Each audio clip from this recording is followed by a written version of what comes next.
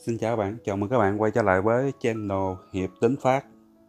Thì hôm nay trong video này tôi có sửa một cái máy in Brother DCP T700W của một bạn xem qua kênh YouTube ha.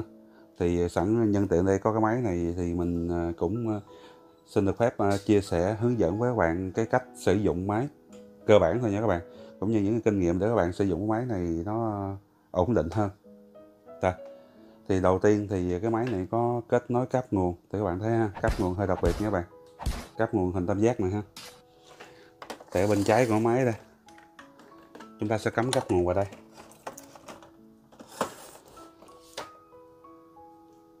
Rồi trên màn hình thì ngay chỗ này là cái nút nguồn nha các bạn, mở nguồn máy in ha. Rồi để bật nắp mà kết nối cáp in USB các bạn, bình thường là một đầu cáp USB sẽ kết nối lên máy tính và đầu còn lại cắm lên trên cái máy in. Thì để kết nối cáp USB trên máy in đó, các bạn bật nắp nè ha, có cái nắp này, bật lên thì có cái cây chống đỡ ở bên trái nè, cây màu xanh nữa các bạn, nó sẽ chống đỡ lại, nó chịu cái giàn quang trên này ha. Thì đây các bạn sẽ cắm cáp USB nó luồn theo đường này, nó theo cái rãnh này ra phía sau ha. Thì trước khi đi vào hướng dẫn sử dụng cơ bản thì cái điều đầu tiên của các bạn khi sử dụng máy là mình thấy là các bạn hay để máy bị bụi rất nhiều. Máy in hay là máy photocopy rất là sợ bụi nha các bạn, nhất là những cái bụi có cát. Thì tình trạng của máy này là bụi cát rất nhiều. Sau khi bạn để lâu bạn không sử dụng á, thì cũng nghẹt đầu phun, in không ra chữ ha. Rồi cái đây là cái khai giấy, mà cái đường đi giấy mình, cái khai giấy mình mà nó dính bụi cát nhiều quá thì nói chung là nó sẽ không kéo giấy được luôn nha các bạn. Rồi cái khai giấy này cơ bản thôi ha. Thì các bạn sẽ đặt giấy vào trong khai giấy, ở hai bên này có cái màu xanh này nè, các bạn bóp vào bên tay phải này ha, bóp vào cho nó ôm sát vào tờ giấy. Rồi trường hợp các bạn sử dụng giấy một mặt thì cái mặt cần in là cái mặt trắng các bạn, ấp xuống ha, cái mặt có chữ nằm trên. Cái này chia sẻ thêm cho bạn số bạn dùng giấy một mặt ha, tận dụng lại. Nè, khai giấy hết giấy mình đặt vào. Rồi mình mở nguồn máy in lên ha, cái nút nguồn chỗ này, gặp tới đâu mình nói tới đó ha. Đây có cái đèn dấu chấm màu than chỗ này mà nó sáng lên thì nó báo lỗi. Thì các bạn sử dụng máy mà thấy nó báo lỗi cái dòng chữ ở trên cái màn hình này thì nó báo cái gì thì các bạn làm cái đó ha. Giống như nó đang báo nè, đóng cái nắp lại, đang bị cover e open, click close the scanner ha, cover cái nắp trên nè, các bạn đóng lại, bật xuống thì máy sẽ không báo lỗi nữa. Rồi trong quá trình sử dụng, bên tay phải của mình đây, mực in, mình xin nhắc lại ha, máy in phun mực in rất quan trọng, nhất là đối với những máy sử dụng hệ thống mực liên tục.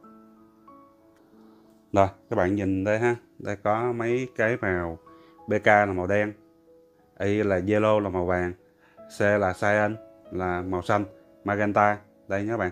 Nó có cái mũi tên tam giác nữa các bạn, tam giác cân, mũi tên hướng xuống ha. Các bạn cố gắng sử dụng thì nhớ theo dõi mực, đừng để hụt mực nha các bạn, hụt mực rất là phiền.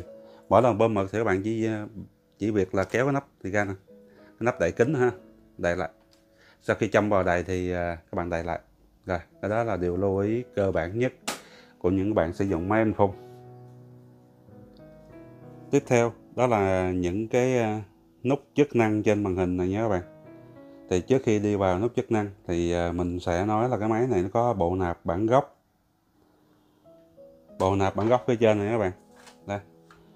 Cái mặt cần scan, thí dụ các bạn có một cái file, thí dụ như cái file của các bạn có 2-3 trang vậy ha. Cái mặt mà cần copy hay là scan đó, các bạn sẽ đặt cái dưới này nhé các bạn. Cái mặt cần up xuống ha. Thí dụ cái file các bạn ở trang đầu tiên là trang số 1, trang này trang số 2, 1, 2 thì trang số 1 up xuống nha các bạn. Cái mặt cần scan hay copy vậy ha, up xuống. Sau đó bạn kéo cái size file này cho nó ôm sát tờ giấy, để tờ giấy nó không lệch, không xéo khi mà cái bộ nạp bản gốc nó kéo cái file này vào. Thì các bạn lưu ý ha, đây là bộ nạp bản gốc. Rồi trường hợp thứ hai là các bạn copy hoặc scan ở dưới mặt gương, hay còn gọi Clayton mode. Clayton mode đó là cái mặt gương nữa các bạn. Thì ở trong này có một mũi tên tam giác, một cái góc này chỗ này nè, thì cái file các bạn sẽ đẩy vào đó, nó là một cái điểm nha các bạn ha. nó là một cái điểm. Thì các bạn sẽ đẩy vào đây. Cái mặt cần copy hay scan úp xuống luôn nha các bạn. Cái bộ nạp bản gốc ADF tự động á, nó sẽ hơi khác, cái cơ chế nó cái đường đi giấy nó hơi khác so với những cái dòng khác, nên là nó hơi ngược lại nha các bạn, để các bạn để ý ha. Cái mặt cần scan úp xuống, ví dụ như máy photo Ricoh này kia chẳng hạn của mình á, một số trường hợp cái máy mà chỉ có một kính trên cái bộ nạp ADF á, thì là cái mặt cần scan hay copy sẽ ngửa lên, thì các bạn lưu ý giùm mình ha. HP cũng vậy, đa số là ngửa lên, nhưng mà Roder là cái mặt úp xuống. Rồi, bây giờ mình sẽ đi vào cái phần những nút chức năng. Đây, nút chức năng đầu tiên thì các bạn nhìn thấy nút nguồn, bật mở nguồn nha các bạn. Nút Stop Exit, đó là nút này nó tạm dừng hoặc là thoát. Ví dụ các bạn đang copy hay là scan hoặc là in mà thấy nó bị lỗi thì các bạn sẽ bấm vào đây, thì nó sẽ tạm dừng để mà các bạn hủy cái lệnh đó. Rồi, tiếp theo là Mono và Color Start. Nút này dành cho các bạn copy. Mono là đen trắng các bạn, color là có màu. Rồi nút scan này là để scan từ máy Brother DCB T700W này về máy tính của các bạn ha. Thì có 3 cái lựa chọn cho các bạn, đó là scan to email, scan to email và scan to file. Các bạn chọn có option bấm OK ha, bấm start thì nó sẽ đẩy về trên máy tính của các bạn. Cái máy tính mà kết nối sẵn đến cái máy in và có một cái đường dẫn sẵn nha các bạn, kiểu giống như là scan SMB của photocopy ha. Rồi nút stop này, exit này cũng dành để thoát ra những nút chức năng mà các bạn vừa chọn ha, hoặc là trả về màn hình mặc định luôn. Rồi menu, thì trong menu này có hỗ trợ những cái cài đặt, thí dụ như in, thì trong này thí dụ in các bạn bấm OK thì trong này có phần test in, test ra những cái cái bảng mã màu các bạn, mình bấm OK. OK, restart thì máy in ra cái tờ bảng mã màu của các bạn. Máy in ra cái bảng mã màu.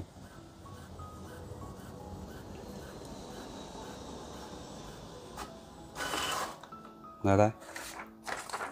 Đây là cái bảng mã màu của máy. Thì các bạn thấy ha. Những cái màu mở ra đều như thế này hết là OK. Còn nó ra đứt nét, thiếu nét này kia thì các bạn kiểm tra lại, có thể là clean in lại. Thì tình trạng cái máy này trước khi mà mình sửa thì in nó không ra màu nào hết trơn. Chính xác lại cho các bạn xem đây, cái file nè, trước khi mình sửa nó in ra như thế này nè, không thấy gì hết ha. Rồi sau khi các bạn in ra thì máy nó hỏi là equality OK, mũi tên lên, yes xuống là no. Nếu các bạn bấm mũi tên lên thì nó sẽ complete, là coi như là OK. Bấm xuống no thì nó sẽ hỏi các bạn là có clean in hay không nha các bạn. Thì mình cũng có một cái video hướng dẫn cái phần clean in này rồi ha, nên là trong video này mình tạm bỏ qua nha các bạn. Rồi quay trở lại stop exit ha, menu copy. Copy bên trong này cho các bạn tinh chỉnh cái phần copy. Thí dụ paper type, paper type là các loại giấy mà các bạn có thể máy in hỗ trợ, bạn bấm OK. Bình thường giấy ở văn phòng mình sử dụng là blank paper nha các bạn. Rồi insert paper, in phông, giấy dành cho máy in phông. Rồi order glossy là những loại giấy bóng này kia các bạn, những cái loại giấy in chuyên in ảnh màu này kia ha, để các bạn có thể chọn thêm trong phần copy để cho chất lượng bản in nó ra đẹp hơn nha các bạn. Rồi nếu các bạn không sử dụng thì các bạn bấm stop exit quay trở lại. Rồi các bạn bấm menu tiếp, in copy network. Rồi network trong này nó sẽ cho hỗ trợ các bạn cái phần mà chỉnh địa chỉ IP subnet mask gateway ha. Cái này mình sẽ chia sẻ trong một video mà hướng dẫn cài đặt in qua cổng wifi ha nha các bạn. Rồi stop exit menu. Rồi ring report, ring report là in báo cáo của máy in các bạn. Bên trong này có rất là nhiều thứ, thí dụ như là những cái cài đặt cơ bản, những cái thông tin của địa chỉ IP để mà các bạn cài đặt máy in đó. Rồi stop exit. Rồi cái thứ 5 là machine info, là thông tin số serial number, version và bay counter. Cái bay counter máy này mới in 2556 tờ thôi các bạn. là chúng ta quay lại menu nè. Rồi cái phần số 0 này nè, Initial Setup, thì trong này có date and time, cái độ hiển thị của màn hình, rồi reset. Thì các bạn lưu ý cái phần reset này, trong này các bạn sẽ cần xài tới, đó là reset máy in. Bấm OK là reset nha các bạn. Mình không reset, mình bấm thoát lại. Rồi reset, machine reset, network reset, on setting. On setting là reset hết toàn bộ máy luôn các bạn. Rồi nó chỉ có 3 cái trạng thái đó thôi ha.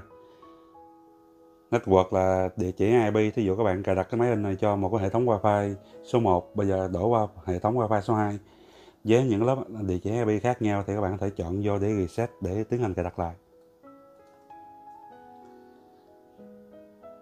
Rồi tiếp theo, những cái nút bên này thì là những nút chức năng nhanh thôi các bạn. Ví dụ như Enlarge Reduce, đó là tỷ lệ phóng to thu nhỏ, thì nó có những tỷ lệ mẫu sẵn. Các bạn có thể tùy chỉnh bằng cách chọn tới chữ Custom, thì tỷ lệ phóng thu là từ 25% cho tới 400%. Các bạn bấm OK. Rồi Ratio là tỷ lệ.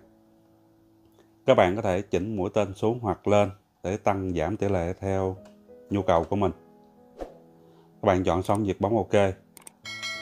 Các bạn thấy chữ Set Temporary là OK á ha. Rồi không thích những cái cài đặt đó nữa thì bấm vào Stop Exit, nó sẽ trả về màn hình mặc định. Rồi Copy Quality thì có 2 chế độ, Normal và Best. Best là chất lượng cao các bạn, tốc độ quét sẽ chậm hơn.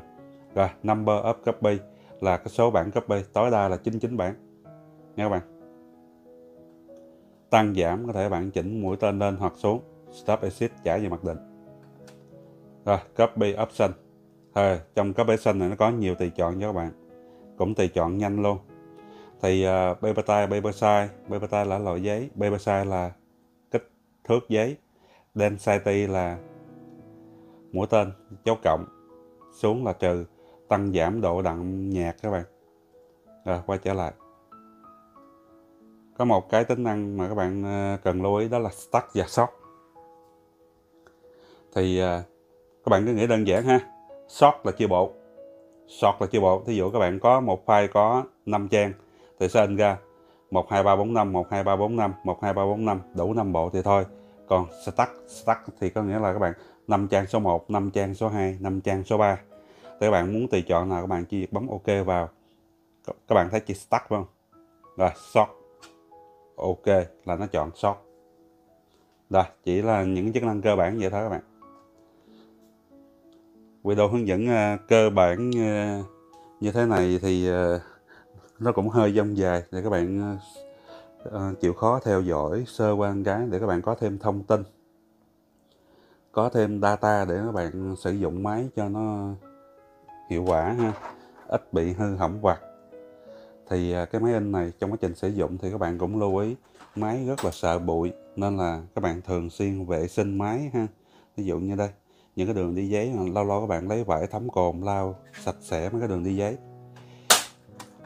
Ở dưới mặt gương cũng vậy, máy này sử dụng mặt gương, có 2 cái gương nhỏ này để dành khi mà các bạn sử dụng nạp cái bộ bản gốc á, thì cái bản gốc nó sẽ chạy qua gương này, nên là cái gương này không được để bụi dơ hoặc là mực nó bám lên trên một điểm trên bề mặt cái gương á, nó sẽ tạo thành những sọc chỉ kéo dài từ đầu đến cuối cái trang in của các bạn.